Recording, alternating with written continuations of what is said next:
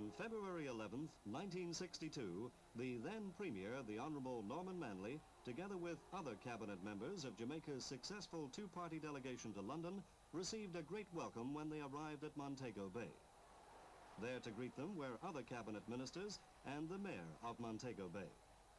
At the London conference, a new constitution had been drawn up and Independence Day had been set for August 6th.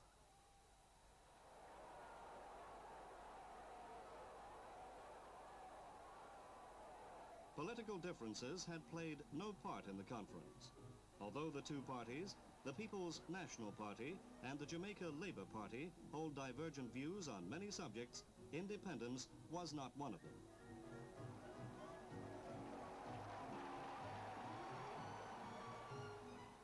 After a brief stay at the airport, Mr. Manley, surrounded by his many enthusiastic supporters, set off at the head of a motorcade on the journey to Kingston.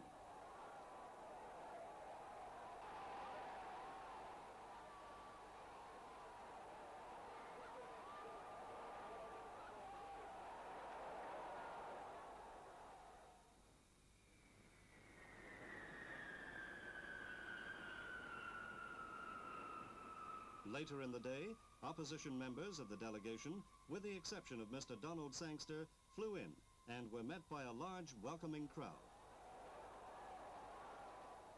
As Sir Alexander Bustamante, leader of the Jamaica Labour Party, stepped from the plane, he received a warm and sincere reception.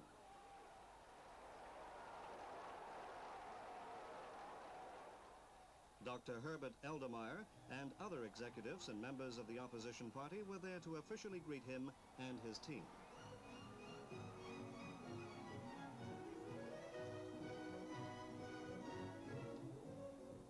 The wisdom of Sir Alexander's experience had proved most important during the discussions in London, and now his supporters showed how much they appreciated it.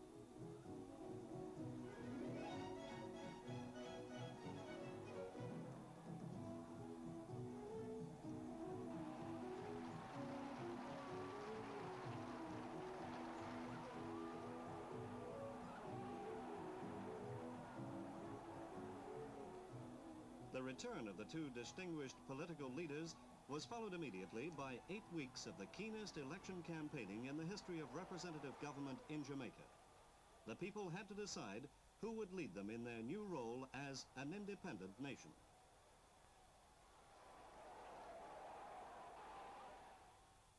For the general elections on the 10th of April, the governing People's National Party presented candidates to contest all 45 seats in the House of Representatives.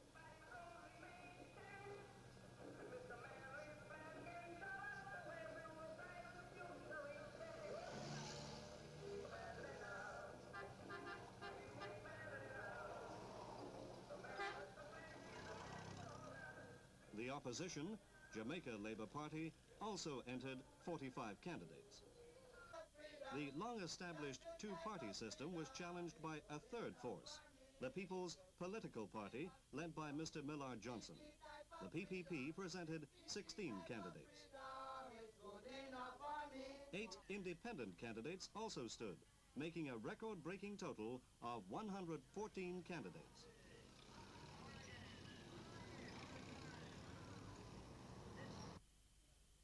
On the anxiously awaited election day, there was a record poll. Over 71% of the total electorate cast their vote. Definite proof, if proof was needed, that Jamaicans realized the importance of the occasion. As night fell and the results began to come in, excitement mounted. Chambers PPP 154, Harris PNP 2399, Terrier JLP 3878, St. Mary East 74 of 90 boxes counted, Rattray PNP 3456, Ross JLP 5346, St. Mary's Central 60 of 91 counted. This is the one in which there's a usual battle royal between Allen and Malcolm, and I think really we can't say yet which way that one will go. In St. Catherine, the JLP seems to be improving its position. Only Grant for the PNP is holding his position there. And if this lead is maintained, and bearing in mind the PMP leading in one constituency held by Labour, then there might be just something in it at the end, or nothing in it at the end of 23, 22, 24, 21. In the end, the Jamaica Labour Party had been swept back to power after 7 years. They had won 26 of the 45 seats. The People's National Party, 19. All the PPP and independent candidates lost their deposits.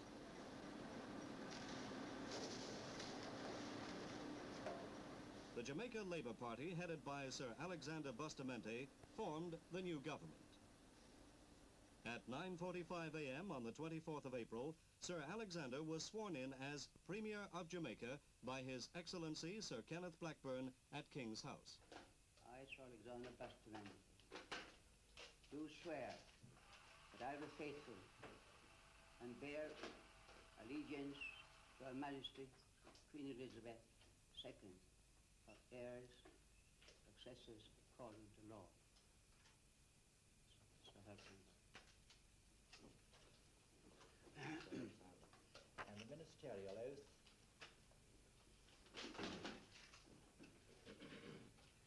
I, Sir Alexander Bustamante, being appointed Premier, do swear that I will, to the best of my judgment, at all times, when so required, freely give my counsel and advise to the Governor or any other person, for the time being lawfully performing the function of that office, for the good management of the public affairs of Jamaica. Sir Alexander then received his instruments of office.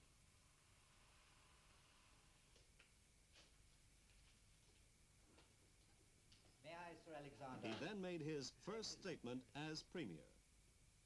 I pledge to be faithful to my country and people, and shall do everything possible to reduce the sorrow of small people throughout the country, inclusive of the small farmers. And with the help of God, the prayers of all, I'm confident of success. Later, the 13 other ministers of the cabinet were sworn in by the governor in the presence of the new premier.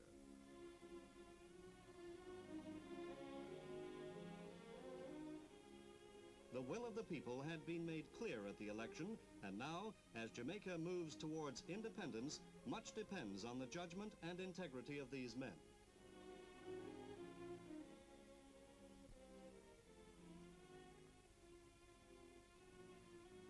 After the swearing-in ceremony, the new ministers received their instruments of office.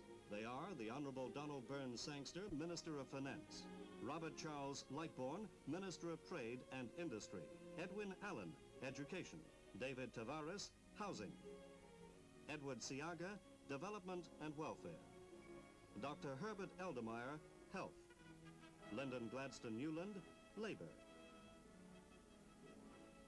John Percival Giles, Agriculture and Lands; Roy McNeil, Home Affairs and Local Government; Kenneth Jones, Communication and Works; Neville Ashenheim, Leader of Government Business in the Legislative Council; Hugh Shearer, Minister without Portfolio; and Wilton Orville Hill, Minister without Portfolio.